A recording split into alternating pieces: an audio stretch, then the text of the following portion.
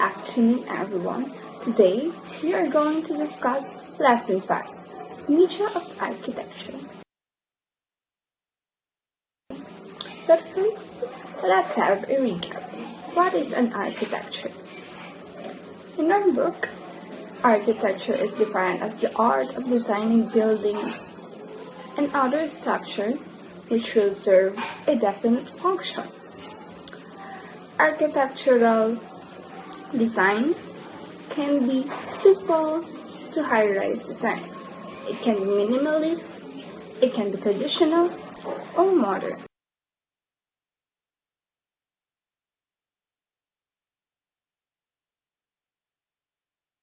Our first lesson, architecture is considered as the most functional art forms.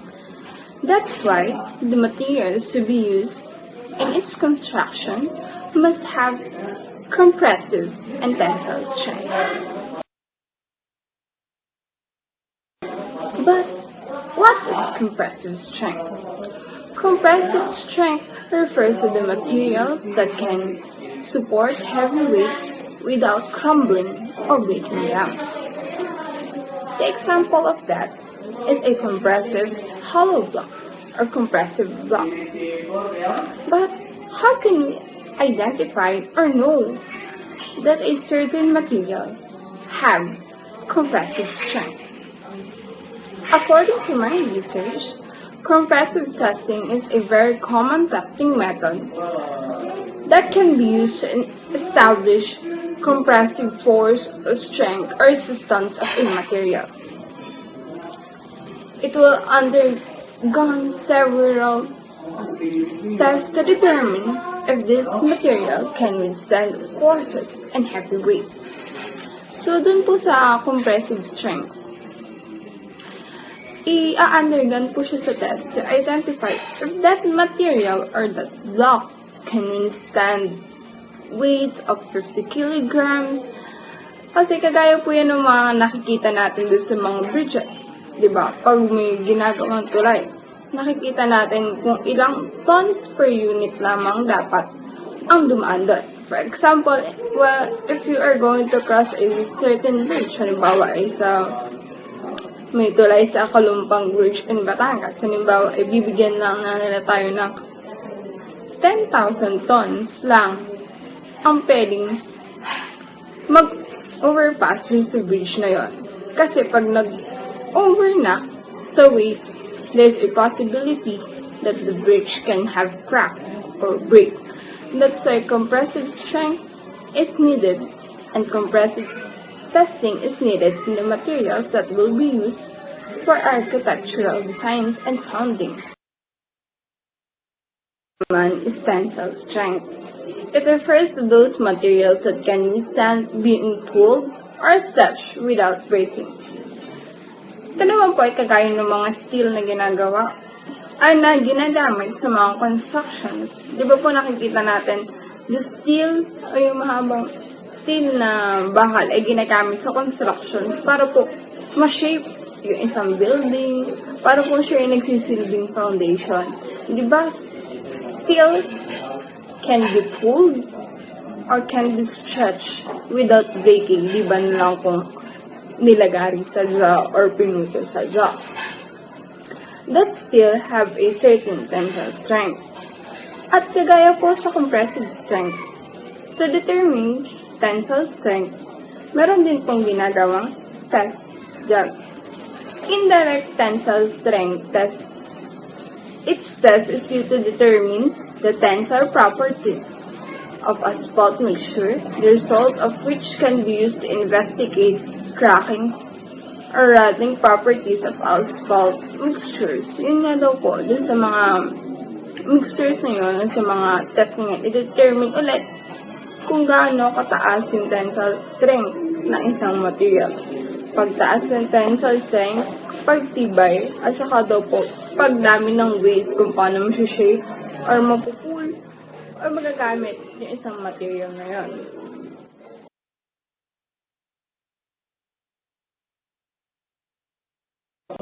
Compressive strength refers to the materials that can support heavy weights without crumbling or breaking down. We'll go to the materials that is used for buildings and infrastructure. The first one is stones or bricks. Stones are favored over materials for its durability, adaptability to sculptural treatment, and its use for building simple structures in its natural state. But stone is difficult to carry, transport, and cut. Stone's weakness is in tension, limits its use for beams, lintels, and floor supports. Bricks, on the other hand, compare favorably with stones as structural materials. They are fire and water resistant, easy to produce, transport, and use. The size of bricks is limited by the need for efficient drying, firing, and handling. Special shapes can be produced by molding to meet particular structural or expressive requirements. If we can see, in some architectural designs, stones and bricks are mainly used for flooring or for landscape architecture. Stones is used for flooring because it is natural. If we can see the gardens in other countries, especially in Korea and Japan, the gardens have stone paths or brick paths which people can walk so that it looks natural and elegant. Bricks, on the other hand, is sometimes used for landscape too, and more on designs on kitchens and walls. Some bricks, as you can see at my back, it is a kind of brick. These bricks have natural colors and some of them are already colored with paint or with varnish. These bricks, like what I have discussed, is fire and water resistant. And it is so nice to see if it is arranged properly. Some landscape architects prefer natural colored bricks and stones that they will arrange or design for a certain customer. Let's proceed to the second, materials that can be used for creating buildings and infrastructures, and that is lumber or wood. It is said that all parts of the building can be constructed using wood except the foundations. Do you know why? Because wood has the major disadvantage and susceptibility to fire, molds, and termites. The strength of the wood in both tension and compression arises from its organic nature, which gives it an internal structure of longitudinal and radial fibers that is not impaired by cutting or long exposures. So, ayun po. Dito mga parts ng building, pwedeng gawin gamit ang wood except lang sa foundation. Dahil gaya nga ng sabi ko kanina dun sa una, yung tensile strength, diba, yung mga materials na pwedeng ma-fold. So, kagaya nga na nabanggit sa inyo kanina, dun sa unang discussion, yung materials natin dapat, or yung medyo na architecture natin dapat, should have tensile strength. Kagaya na sinabi ko nung una, yung tensile strength ay nakikita dun sa mga iron, steel. Imbis na wood ang gagamitin natin foundation, kailangan yung mga materials na pwedeng ma-shape, ma-pull, at saka hindi basta-basta napuputol, at saka hindi prone sa fire, sa mold, at saka sa termites.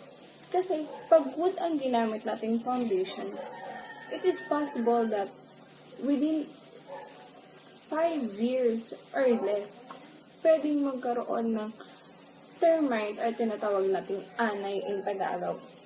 At kapag ka nangyari yun, the wood is broken. Masisira na. Masisira na yung design at saka yung architectural na foundation ng bahay. Naman is number 3, iron and steel. Sinasabi dito, these methods of using iron and steel provide stronger and taller structure with less use of material when compared to stone or lumber or wood. Sinasabi dito, the development of construction method using iron and steel was the most important innovation in architecture since ancient times. Why? Because, like what I have said, it provides shape, foundation, and proper structure to the architectural building or house or infrastructure that we are going to design. Nakikita naman po natin na sa mga construction sites na steel and iron ang kanilang unang ginagamit para ma-shape yung mga foundation ng buildings. Tapos saka nila ilalagay or saka sila doon magmo-mold ng mga concrete or doon sila maglalagay ng hollow blocks around it.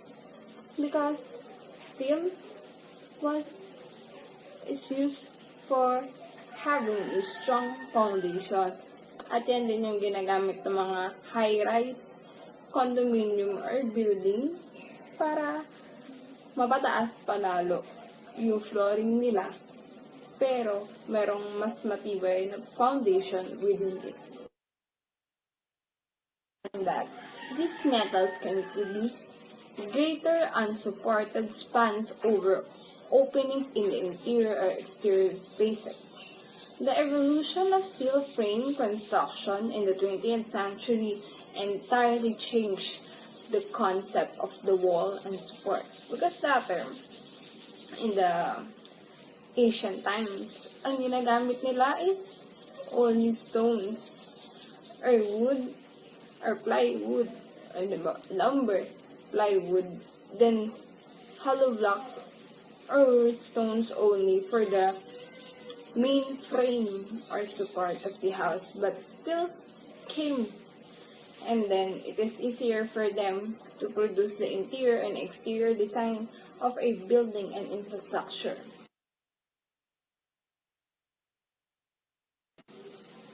And the last one that we are going to discuss is the concrete. This is a mixture of cement and water with aggregate of sand, gravel, which hardens rapidly, resorting to a fire-resisting solid of great compressive strength. Since it forms a fire-resisting of great compressive strength, we can compare concrete to stones and bricks. However, concrete can be poured into forms while wet to produce great variety of structural elements. Concrete also provides economical substitute for traditional materials, and it has the ability to fuse with other materials, making the structure stronger. For the other trivia about niche of architecture, I'm going to give examples of combined architectural materials. The first one is ferroconcrete. It is a noun, a building material made from Portland cement, concrete with a matrix of steel, bars or wires or rebars to increase its tensile strength. So, kung makikita nyo naman dyan sa picture, meron siyang mga naka-insert na maninipis lang na steel, or kaya nga sinabing na steel para mapatibay daw at saka daw mas mapalakas yung tensile strength ng isang material. So, para siyang pinag-combine na comprehensive at saka tensile strength.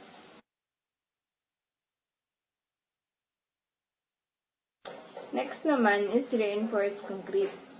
Ito yung material kung saan pinag-combine ang composite material in which concrete's relatively low tensile strength and ductility are conducted by the inclusion of reinforcement of having higher tensile strength or ductility. So, kagaya din sa nauna, same purpose lang din. Pero kung makikita nyo, medyo iba yung format o yung parang structure ng pagkakagawa niya compared din sa pero concrete.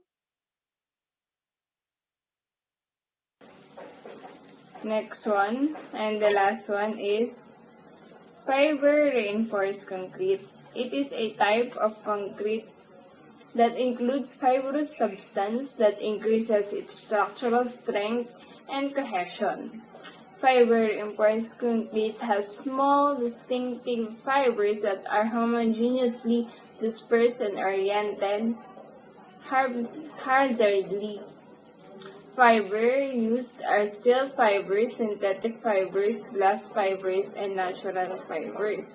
So, kung ipag-compare dun sa dalawang nauna, si ferroconcrete, tapos si reinforced concrete, yung paggagawa o yung nila, yung paggamit nila ng tensile strength sa pagkakombine sa isang cement ay aligned. Pero dito kay fiber reinforced concrete, makikita nyo, para lang siyang ikinumbine, para lang mapatibay talaga yung, yung material na yun. Kung mapapansin nyo, para siyang structure ng bonefish. Kasi nga, sabi nila, no, iba mga laborers, ito daw yung ginagamit para daw yung materials, in case na mag-break, yung structure nila, same pa rin. Parang kung matungkaman yung isang cement, ay hindi maaapektuhan yung overall structure ng isang lugar. So, that's all. Thank you so much for listening. God bless us all. I hope you learned something from me today. Again, this is Castillo Patricia Nicole, Lesson 5, Media of Architecture.